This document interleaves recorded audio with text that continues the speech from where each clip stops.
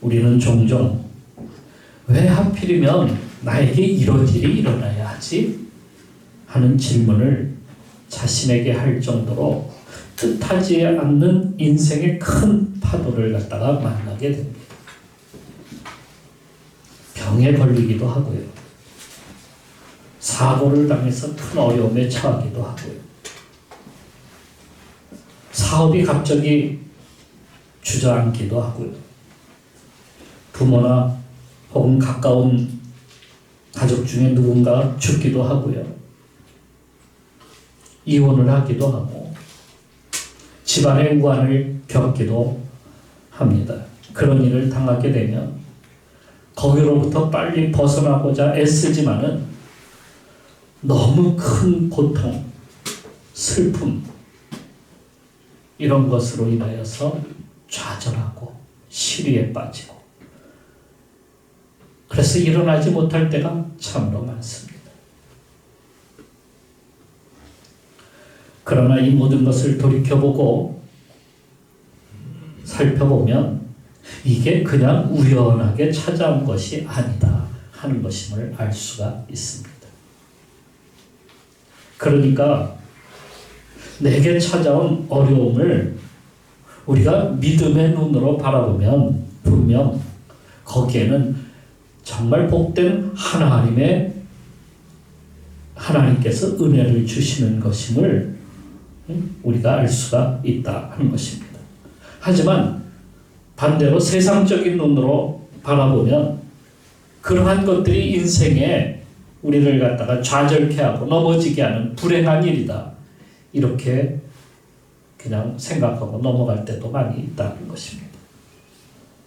불행한 일이 불행히 여기는 일들이 계속 반복이 되면 사람들이 그 원인을 갖다가 찾고 자기에게서 찾는 것이 아니라 외부로부터 자꾸 찾게 돼요. 누구 때문에 이렇게 된다. 내가 널 잘 만나서 이게 잘못돼가지고 이렇게 됐다는 거예요. 내가 남편 잘못 만나서 이렇게 됐다는 거예요. 뭐 아내 잘못 만나서 이렇게 됐다는 거예요. 나라가 이래서 내가 이렇게 됐다는 거예요. 사회가 그러니까 내가 이렇게 됐다는 거예요. 등등 하면서 자꾸 외부적인 환경으로 자꾸 탓합니다. 공산주의자들은 자신들이 가난하게 된 원인은 부자들 때문이래요. 그래서 부자들을 없애야지만이 그걸 뺏어서 가난한 사람들에게 나눠주자는 거죠. 과연 우리에게 찾아오는 시련은 그게 하나님의 은혜일까요? 불행일까요? 구약에 나오는 야곱의 아들 중에 11번째의 아들이 있는데 그 아들의 이름이 요셉입니다. 요셉은 형들의 미움을 받고 이집트의 노예로 팔려가게 되었습니다. 노예 생활에서도 그는 좌절하지 않고 열심히 일했어요. 하나님이 계심을 믿고 맡기고 열심히 일을 했어요. 그러다 보니까 모든 노예와 가정 일을 갖다가 책임지는 가정 총무가 되었어요. 그러니까 가정의 그 집사가 된 겁니다. 그러니까 보디발이라고 하는 군대 장관의 그 집의 집사가 되었어요. 그러다가 그 집 주인 하나님의 유혹을 갖다가 뿌리쳤다가 오히려 모함을 받고 감옥으로 직행하고 말았습니다. 하지만 그는 화가 났겠죠. 하지만 누굴 원망하지는 않았습니다. 오히려 하나님을 바라보았어요. 그가 그곳에서 기도하는 가운데 환상과 꿈을 갖다가 늘 보게 됩니다. 급기야는 파라오의 꿈을 갖다가 해석해 주게 되었죠. 해석을 듣게 된 파라오는 그를 자기 다음의 자리에 올려놓게 됩니다.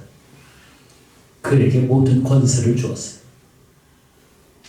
그 자리에 올라갔으니 지금까지 나를 괴롭히고 나를 힘들게 했던 엑스들 각오해 했을지는 모르겠지만 그는 그를 팔아버린 형제들을 만난 자리에서 이렇게 고백을 했습니다. 하나님이 큰 구원으로 당신들의 생명을 보존하고 당신들의 후손을 세상에 두시려고 나를 당신들보다 먼저 보내셨나니 그런즉 나를 이리로 보내신 이는 당신들이 아니요 하나님이시라. 나를 판 거는 당신들이 나를 미워해서 판 것처럼 보이지만은 그러나 그건 다 하나님의 섭리입니다. 하나님의 은혜입니다. 이렇게 이야기를 하는 겁니다. 그러니까 자기에게 찾아왔던 그 많은 어려움들, 그 많은 시련들을 외부에서 찾는 것이 아니라 하나님께서 나에게 은혜 주시기 위해서 그렇게 하신 일입니다. 이렇게 그 시련을, 그 어려움을 그렇게 하나님의 은혜로 받게 된 겁니다. 그게 왜 은혜가 될까요? 광야나 사막에는요, 그 물이 없잖아요. 거기에서 자라는 식물이 있는데 그 식물이 선인장입니다. 선인장은 물이 없는 곳에서도 잘 자라요. 선인장은 잎이 없고요, 오히려 뾰족뾰족한 가시만 무성합니다. 그런데도 사막의 거칠고 메마른 곳임에도 거기서 꽃을 피우고요, 열매를 맺습니다. 사막에서 살아남는 그 식물들은 거의 없습니다. 왜냐하면 굉장히 뜨겁죠. 물도 없는데 뜨거우니까 거기 다 타 죽어요. 또 밤에는 춥습니다. 그러니 견딜 수가 없는 거죠. 거기다가 더 위험한 것은 풀을 먹는 거기 그 동물들이 지나가면서 조금만 풀만 있으면 다 뜯어먹는 거죠. 그러니 살아남을 수가 없는 거예요. 그래서 선인장은 수분이 나가지 못하도록 자기의 피부를 갖다가 겉에 그 줄기를 단단하게 만들고요. 거기다가 이파리들은 동물들이 먹지 못하도록 가시로 무장을 하게 한 겁니다. 그러니까 잎이 변하여서 가시가 된 거예요. 그래서 자신의 생명을 위협하는 그러한 존재들로부터 자신을 보호하는 것이죠. 그러니까 선인장은 겉으로 보기에는 아름다움이라는 것은 하나도 없어요. 선인장을 보고 와 이쁘다 이러진 않아요. 물론 그 꽃은 이쁘지만 말이에요. 하지만 혹독한 환경에서 살아남기 위해서 제멋대로 자라는 것처럼 보이지만 속은 부드럽고요, 수분으로 가득 차 있습니다. 거기서 꽃도 피우고요, 열매도 맺습니다. 그래서 이스라엘 사람들은 자기 자녀들을 가르칠 때에 너는 사브라다라고 가르칩니다. 사브라라고 하는 것은 선인장이라는 뜻입니다. 선인장처럼 악조건의 환경에서도 그게 문제가 되지 않냐고, 너의 속은 부드럽고 너의 속은 어떠한 어려움에서도 이겨낼 수 있는 그러한 정말 대단한 존재다 하는 그러한 말씀입니다. 그것을 위해서요, 하나님은 이스라엘 백성들을 광야로 몰아넣으신 겁니다. 직접 광야로 몰아넣으셨어요. 거기서 그들을 40년 동안 훈련하게 만드셨어요. 그들은 광야 훈련을 마치고 가나안 땅에 들어갈 때에 그들은 이렇게 고백을 합니다. 광야에서도 너희가 당하였거니와 사람이 자기 아들을 아는 것 같이 너희의 하나님 여호와께서 너희가 걸어온 길에서 너희를 아느사 이곳까지 이르게 하셨느니라. 하나님이 함께 하심, 그거를 알게 되었다는 거예요. 그러니까 광야 생활은 하나님의 은혜다는 거예요. 고난이 아니라 하나님의 은혜다. 시련은 있지만 실패는 없습니다. 시련은 있지만 좌절은 없습니다. 시련은 있지만 망하지 않습니다. 시련은 은혜입니다. 시련을 통해서 우리가 더 강해집니다. 바울은 심한 안지를 앓고 있었어요. 모래나 먼지가 많은 지역에 살다 보니까 그게 눈 속으로 파고 들어가서 그게 병을 일으키는 거죠. 눈이 충혈이 되고 눈물이 눈에 고이고 심하게 가렵고 아픕니다. 눈이 붓고 아침이 되면 눈을 뜰 수 없을 정도로 부어 있는 그러한 모습을 자주 봅니다. 이게 소아시아 지방에 많이 생겼던 그러한 병들이에요. 그렇게 되면 앞은 보이지 않고요. 심하면 실명까지도 하게 된다는 겁니다. 그러니 그의 사역에 있어서 이게 얼마나 큰 방해가 되겠어요. 글자도 잘 보이지 않냐고. 말을 하려고 사람 앞에 서면 눈물이 자꾸 이렇게 맺혀가지고 눈을 뜰 수가 없고.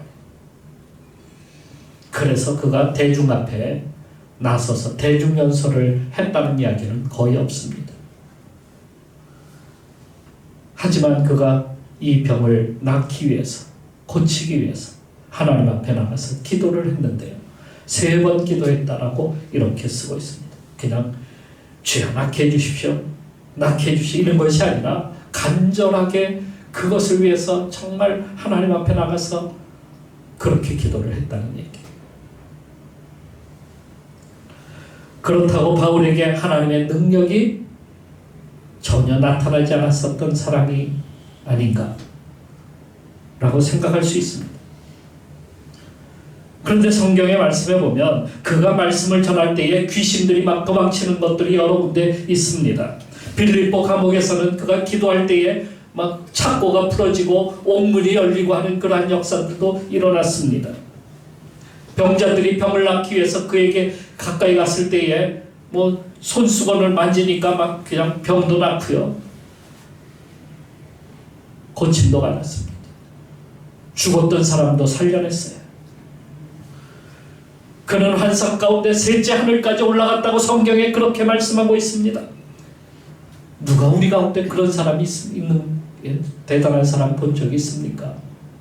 그는 정말 대단한 능력의 소유자였습니다.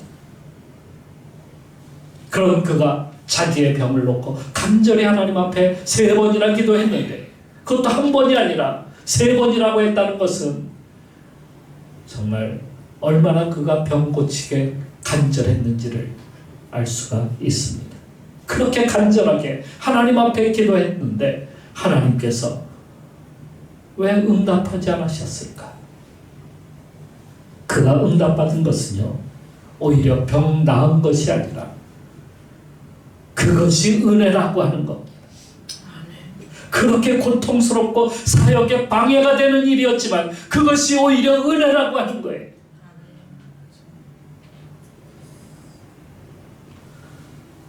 그러므로요, 우리에게도 시련이 오잖아요.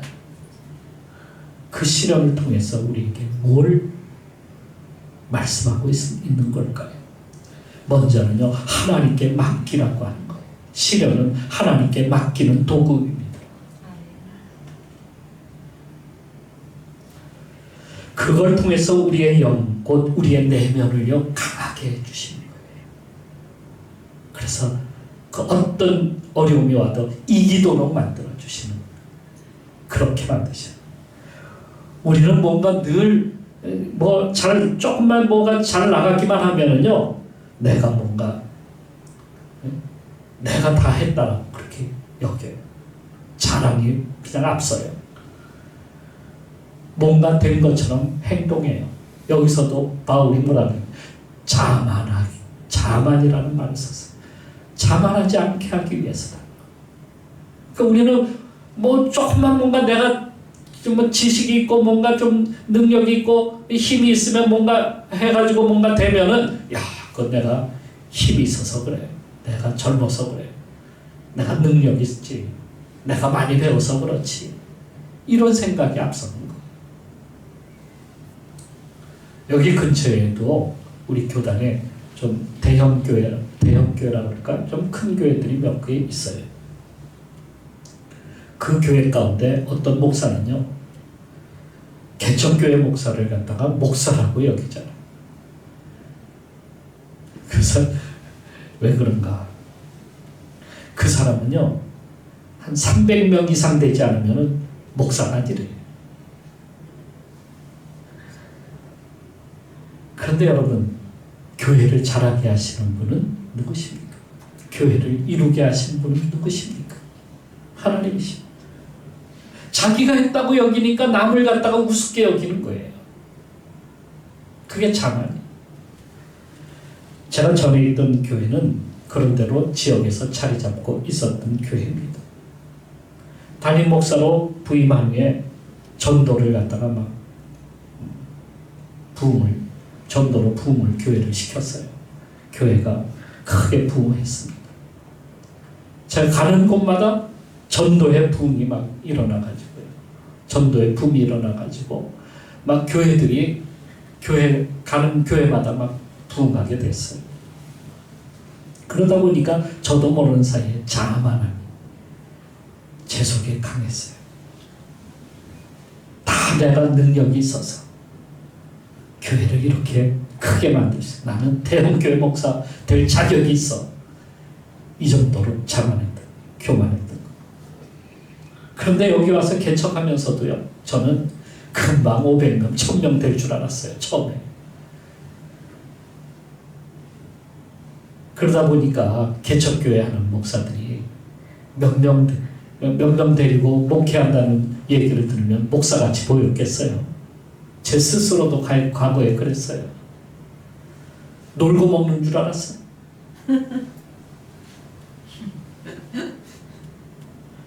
내 능력 때문이 아닙니다.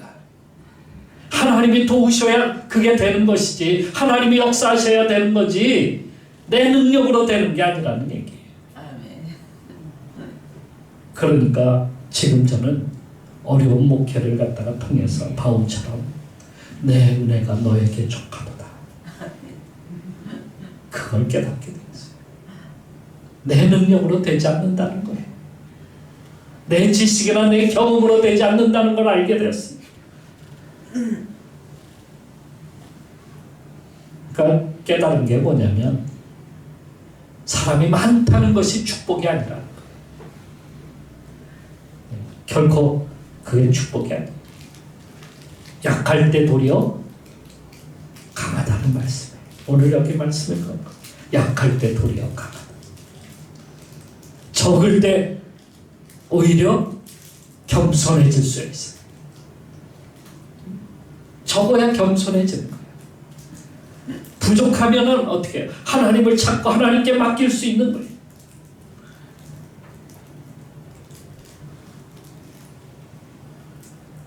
하나님께 맡기면 그때 비로소 우리는 거인의 등에 올라탄 것처럼 그런 존재로 되는 거예요. 내가 대단한 존재가 아니라요, 나는 그저 그냥 거저 먹는 거예요. 하나님의 은혜죠. 욥기서에 보면 하나님은 사탄을 통해서 욥을 갖다가 시험하게 하셨어요. 사탄이 힘든 시험을 욥에게 주게 되면 욥이 넘어질 것이다, 이렇게 생각했어요. 그리고 하나님을 떠날 것이라고 사탄은 확신했어요. 하지만 욥은 어려움을 겪으면 겪을수록 하나님을 더 의지하게 되고요, 그로 인해서 그 신앙이 더욱더 견고해지는 것을 알게 됐어요.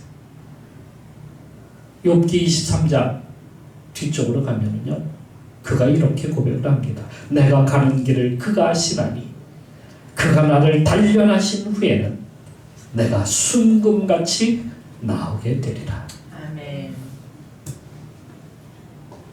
시련이 오히려, 고난이 오히려 자신을 더 강하게 만드는 그러한 것이 된다는 말씀이에요.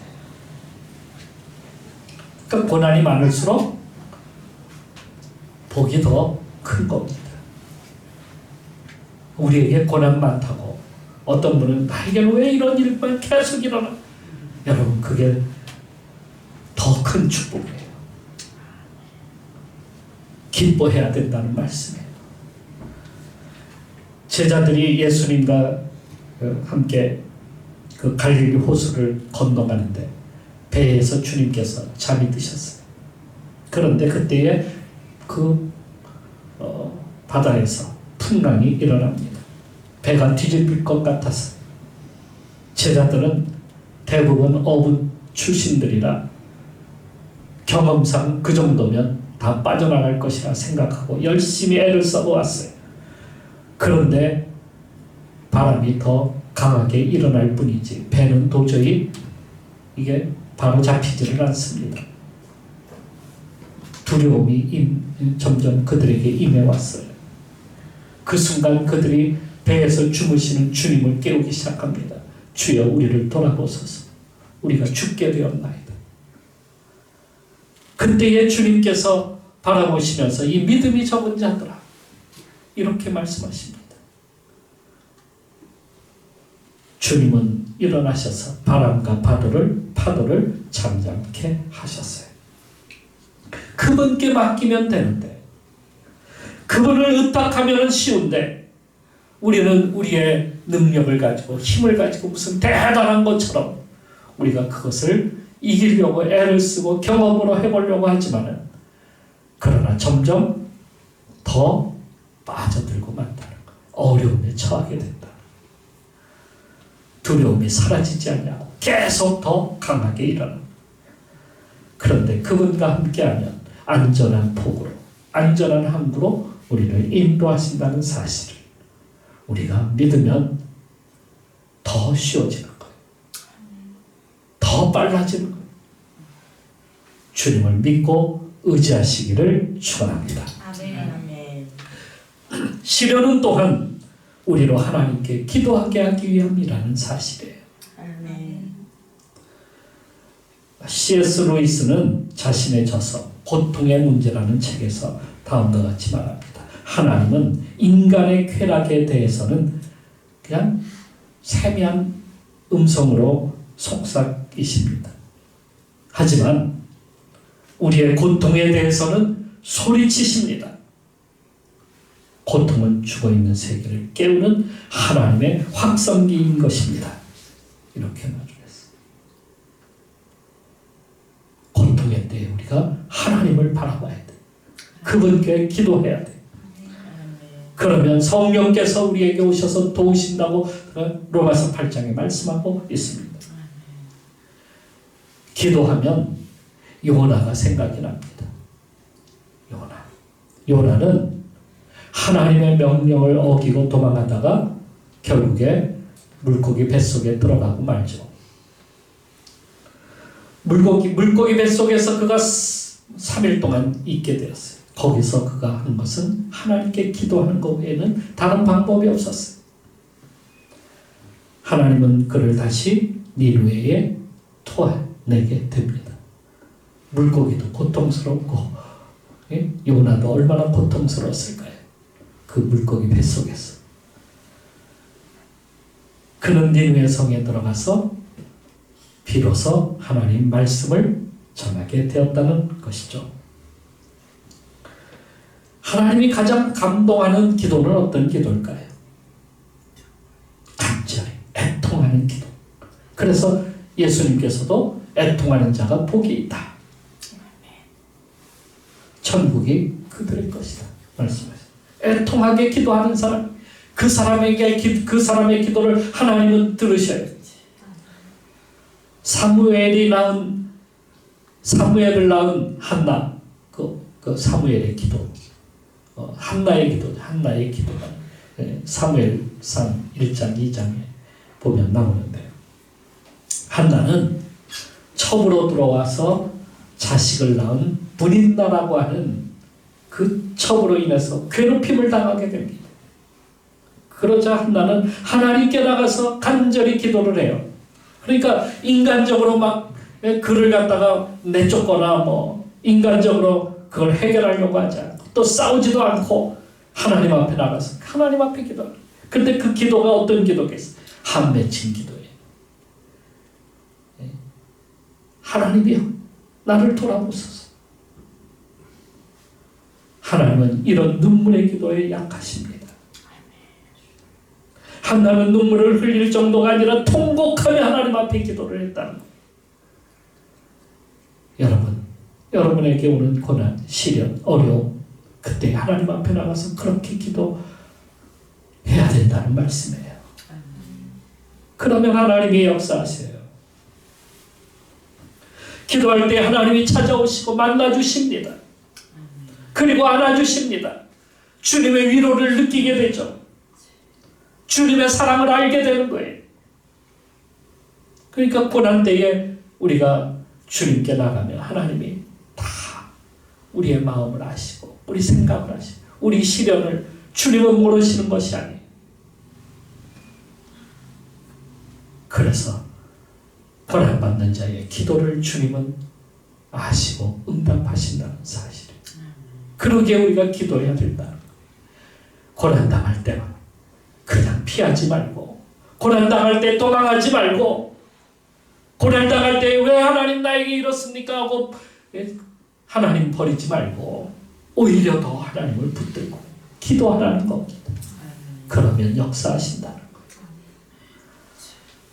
마지막으로 시련을 통해서 하나님은 우리를 더 높이 세우시고 날게 하신다는 사실입니다. 더 높이 세우기 위해서 그러는 거예요. 신명기 32장 11절 말씀에 보면 이런 말씀이 있어요. 마치 독수리가 자기 보금자리를 어지럽게 하며 자기 새끼 위에 너풀거리며 그의 날개로 펴서 새끼를 받으며 그의 날개 위에 그것을 엎는 것 같이 여호와께서 홀로 그를 인도하셨고 그와 함께한 다른 신이 없었도다. 하나님이 이스라엘 독수리가 자기 새끼를 마치 엎듯이 그렇게 이스라엘을 업으셨다 하시는데 그것은 훈련이었습니다. 독수리들은요 높은 나무나 바위 위에 집을 짓습니다. 거기서 새끼가 알에서 깨어나는데요. 어느 정도 자라게 되면 독수리는 스스로 자기 집을 갖다가 부수기 시작합니다. 그러면 독수리 새끼는 위태위태거리다가 결국에 그 집에서 있지 못하고 떨어지고 말아요. 어디로부터? 높은 나무에서 혹은 높은 바위에서 떨어지고 말죠. 새끼는 살려달라고 애를 씁니다. 새끼에게 오는 시련이에요. 날개를 펴서 힘껏 어미처럼 날아보려고 하지만은 새끼가 어떻게 어미처럼 날 수 있습니까? 날개도 제대로 없는데 깃털도 자라지도 못하는데 새끼는 버둥거리면서 애를 쓰다가 그만 아래로 떨어지고 맙니다. 그때에 어느샌가 나타난 어미 독수리가 그 날개로 새끼를 갖다가 턱 자기 날개 위에 받습니다. 아이고 사랑나 죽는 줄 알았네 하는 순간에 다시 어미는 새끼를 높이 하늘 높이 데리고 올라가서 다시 떨굽니다. 아니 이런 어미가 어디 있어요?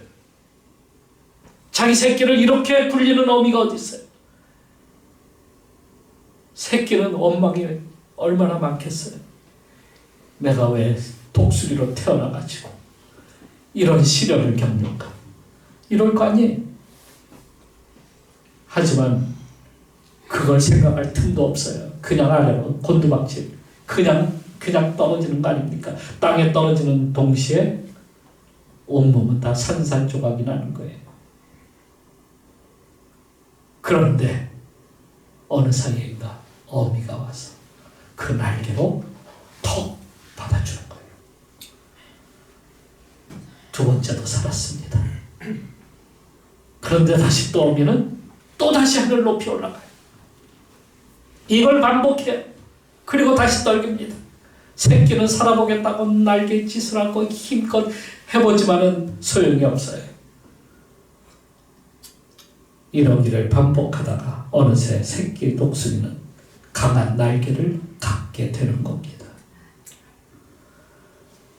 독수리는요, 폭풍우가 몰려와도 쏜살같이 하늘 높이 올라가서 그 폭풍우 위로 유유하게 날아다닌다는 거예요. 상승기를 탈 줄 아는 것이 바로 이 독수리라는 겁니다. 다른 새들은 다 도망가죠. 동물들은 폭풍우가 몰려오면 다 숨습니다. 그런데 독수리는 숨지 않는다는 거예요.